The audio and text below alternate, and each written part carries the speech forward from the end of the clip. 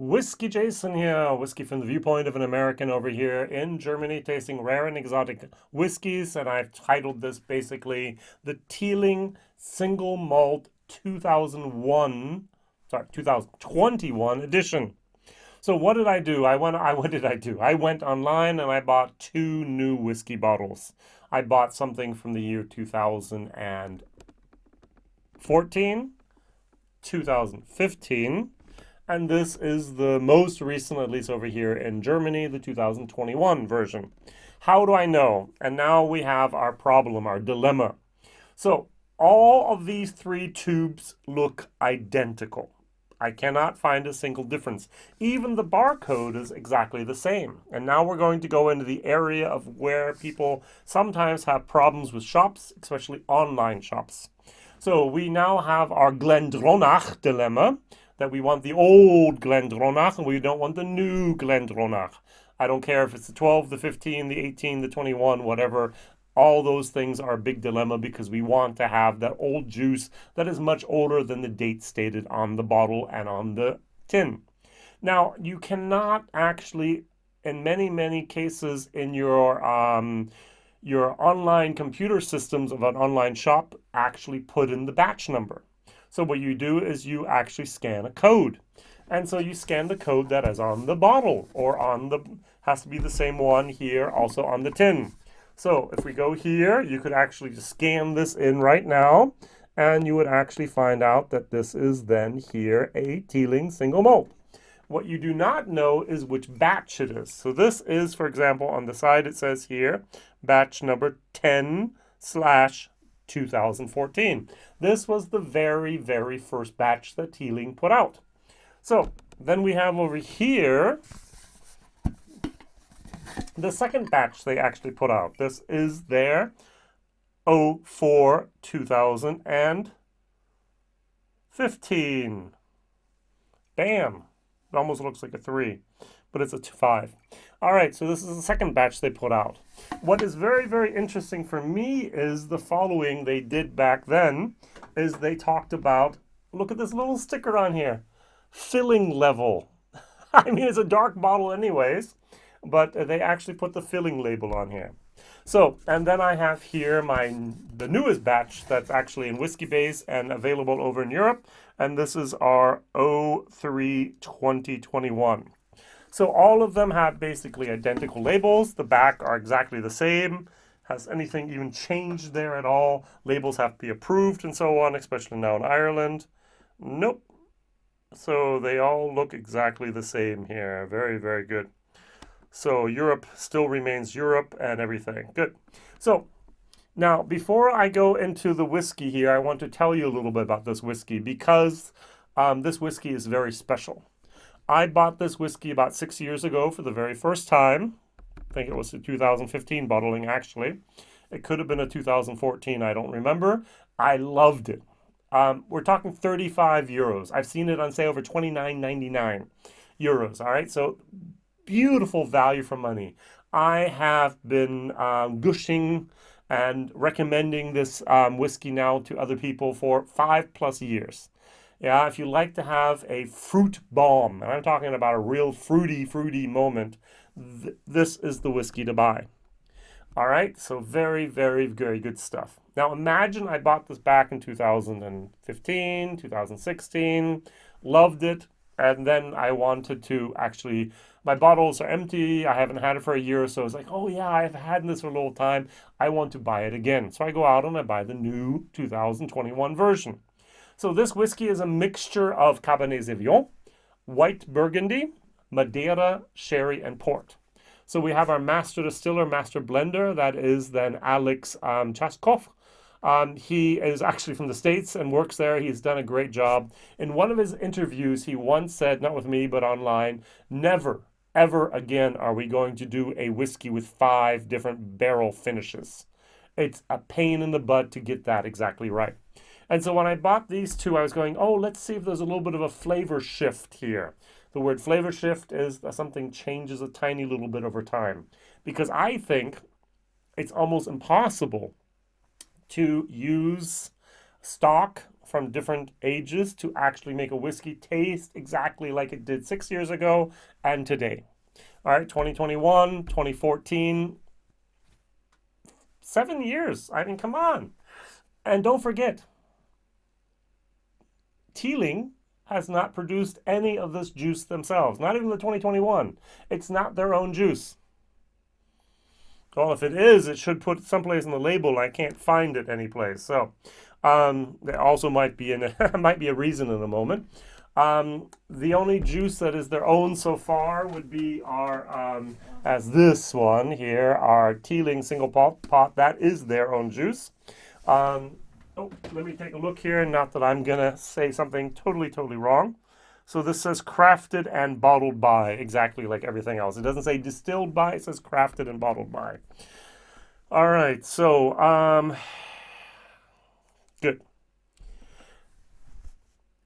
The finish in our Cabernet Sauvignon should give it a red berry, tannic elements midway through the palate. Good.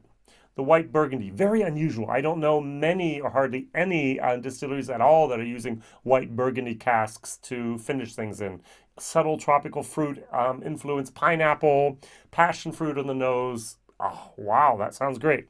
The Madeira finish brings hints of ginger. I like Madeira. I've had so many different whiskeys with a Madeira finish. Love them. The port finish has that stone fruits, the plum, the apricots. And there is something, the sherry, what type of sherry, we will never know, is a full maturation in those sherries. Casks, probably butts. Brings depth and bodies with rich, dried fruit influences. Just reading from the website, those are the official tasting notes we should be getting here. All right, so if I nose our 2014, this is Madeira. This is Madeira with a tiny little bit of sherry and port. Think Bushmills 21. Not as great, but think around those lines. I like this. My nose tells me this is Bushmills. I don't know if it is. It could be, it should be, it will possibly be Cooley, but I'm getting a little bit of a Bushmills lime moment in there. Go over to 2015. This is the most balanced of the single malts that I've ever had. The way I feel is the 2014, he went a little heavy on the Madeira casks, and the 2015, he dialed down the Madeira and let the Cabernet Sauvignon, let the white Burgundy come out, and this is the perfect balance of these five. I think he did a fantastic job on making this whiskey. This is absolutely sublime and wonderful. Do I prefer the 14? Yes. Do I like Madeira more than I do the white Burgundy and the Cabernet? Yes. So, but these two are great. I bought them in an auction. I paid 35 euros each for these. I'm going to go look on the auction again and find some more. All right, so the normal price, 35 euros, 34 euros. I can pay 2 euros more for something for that beautiful, beautiful age. All of these bottles were just opened within the last week. All right, these were opened yesterday. This was open, okay, it's 8 days ago. I'm sorry. All right, so very good. We're all below the neck pour on all of these, if that's a problem for any of you. Very, very nice stuff here. Now, I'm going to, at least these two are nice. The whole time I've been talking about these two. Now I'm going to move over here. I'm going to smell this. And I'm expecting a little bit of flavor drift, yeah? A little bit more of the Madeira, a little bit more of the Cabernet Sauvignon, and the white Burgundy, the Madeira's tuned back a little bit. I'm expecting 5% flavor shift, flavor drift, 10% max, all right? I smell this, and I go, it's the wrong whiskey. This is not. And I repeat, this is not what I expected Teeling Single Malt to smell like, nor to taste like. I smelled this, and I got West Cork. I don't know where they got their whiskey from, but think about it. Cooley has not sold whiskey to independent bottlers now for the last 7 plus 8 years. Either this has been in barrels for a very long time, or they had to get it someplace else. Bushmills sold some, but is not selling very much at the moment. They themselves probably did not produce this, otherwise it would have been the label distilled at. It's a single malt, it has to be one distillery. My guess, and this is just a guess, is that this is not from Cooley, and it's not from Bushmills, and it's not from Teeling. Who else produces bulk whiskey in Ireland? The only person I know, West Cork. Yes, Great Northern Distillery produces as well. Is it old enough to be Great Northern? Maybe. Yeah, you're right. They do have stock that is that old. 5 years at the moment. We could go up to 5 years of age. It has to be 3 years, so it might be Great Northern. All right, so I'm going to add that as a different possibility. But what I'm saying is, and listen to me, and I might be absolutely 100% positively wrong here, but I, at least my nose and my palate in the moment will confirm it, think that these two whiskeys were not made at the place this was made. Wow, that's a statement. I think, I am of the opinion that these two whiskeys are from a different distillery than this whiskey. And I believe and I think that Teeling's going to have this problem more and more in the future when they switch over to their own juice as well. It's just not going to be people like me that were like, oh, yeah, look at this. I like that a lot. Now I'm going to buy a new bottle. And it's like, that's not a flavor shift. That's a totally different beast. It's a totally different thing. And that's what I got here. I got a totally different thing. And that is really, really amazing. I did the first time in German blind. It's like, oh, this is very nice. Oh, this is balanced. And this is, yeah. And then I realized, I remember the numbers now. I know what they are. All right. So going back to 2014.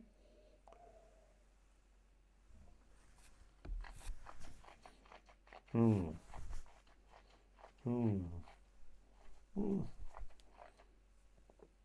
That port sherry mix. I love that with Bushmills. And the Madeira on top. Think Bushmills 21.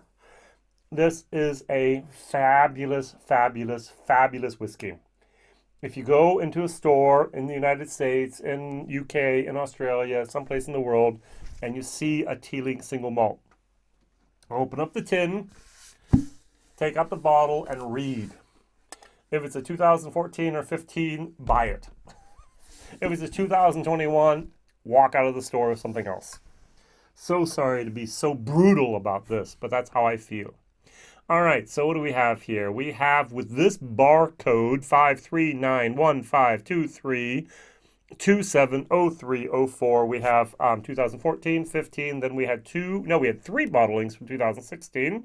We had two bottles from 17, two bottles from 18, 2019, 2020, 2021, each one. So you do almost all of the reviews online are from 2015, 16, and some are from 17. I have rarely found a single review from anyone after 2020. This is just something that's on the shelf, something that is just standard, something we don't even look at anymore, something that's not hip, something that's not out there. But it is a whiskey that many people are going to be replacing or have replaced, and they might just get a very, very bad awakening. All right, the 2015. As I said, I think this is the most balanced. I don't have a 16 or 17 here to compare it with, but I think Alex did a fabulously, fabulously great job on this. Love it. Mm.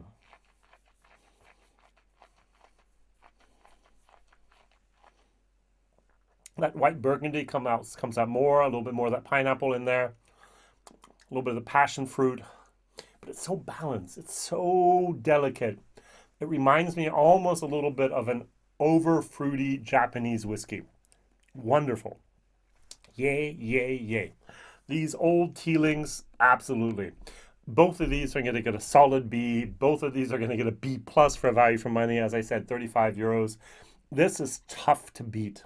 All right, this stuff is amazing, amazing, amazing juice. And every time I taste it, every time I smell it, it's like, this smells like a Bushmills. Might be wrong, probably is a Cooley, but who knows. Now this, on the other hand, cleanse my palate. I'm almost hesitating to taste this. West Cork, just naming that name again, has basically decided to become one of the main suppliers of bulk Irish whiskey. So contract distilling is Great Northern. and Aldi, Lidl type of supermarket. Irish whiskey it used to be Cooley. They're not giving up any stock anymore. Now it's turned into West Cork. And if you can produce in very, very high amounts and sell it for a little bit of a margin, you still make a lot of money. What was the thing? If a baker, I was doing a book on marketing the other day. If a normal supermarket, a bakery, a loaf of bread, if he earns like 10 cents per loaf of bread, he actually will need to make 23 loaves to make that same amount of profit as a luxury bread that costs 3 or 4 times the amount. And many, many people today are willing to pay 3 or 4 times the amount for a handmade type of piece of bread compared to a factory type of thing. And but many, many people are still of the opinion the cheapest price is the thing I'm going to buy. So, trying to talk my way out of this. I do not like this.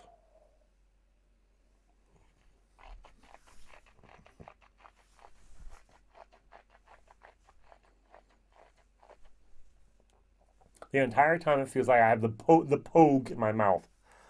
Um, wow, very bad aftertaste. Green, green wood, young. These were elegant. These were delicate. These were fantastic. And this is just like chewing on a piece of wood with a little bit of fruit extract thrown in there. That is not what I expect from a single malt. Teeling, 46% unchilled filter for 35 euros. This is going to actually get a D minus from me. Value for money is an F. I think I gave Poke the exact same ranking back then. There's another one with a toad on it. Also, that whiskey was. I did not like that at all. I don't know. Does anyone have any information out there what this is actually? Where does it come from? It says single malt, one distillery. I can't believe Cooley. Definitely not Teeling yet. Bushmills, don't believe it. What's left? Irish distillers? Nah.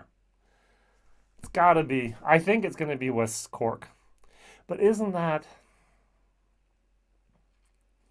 I can't say the word tricky, but isn't that disillusionating? It's to be disillusionated. I don't even know how to say that. To disillusion. So it's a little bit of it kills the dream of what I thought Teeling single malt always was. Oh well, times are changing, whiskies are changing, and I'm a changing, so who knows? All right, very good. If you have more information about this, please do that. If you have a bottle of the new 21, even the 20 out there, could you compare it to an older bottle, maybe a little bit like a heel or something there, and see if it's massively different? I'm going to send out like 10, 12 sample packages, exactly the three whiskeys here from these bottles, and people are going to do it in Germany as well and compare that. I'm really looking forward to see if they notice two are great and one is less than great. Subpar, in my opinion. All right, thank you very much. What is your favorite Teeling product? Maybe write that down there. They're doing some good stuff. Great distillery. If you're in Dublin, visit Teeling. Go up to the gift shop, take one of those distillery onlys with you, do the tour. Definitely, they just reopened again after all this COVID time, and they've restructured it, and they've made the tour even better. If you don't have an English-speaking language where you're perfect in, you can have your mobile phone with your Bluetooth earpods, and you can listen to it in your own language, the tour, and go through there. Very, very good. Have a great cocktail bar. I like what Teeling is doing in principle. I like what they have. I love that tourist moment there in middle of the heart of Dublin. But that transition to their own juice is going to be a bumpy, bumpy ride, I think. At least from my personal opinion. All the best. WhiskyJason here. Thank you very much. Maybe not share this video with everyone. Who knows? Unless you have some good friends over in Ireland that can shed light on this WhiskyJason dilemma here. Thank you very much. All the best. See you soon. Bye-bye.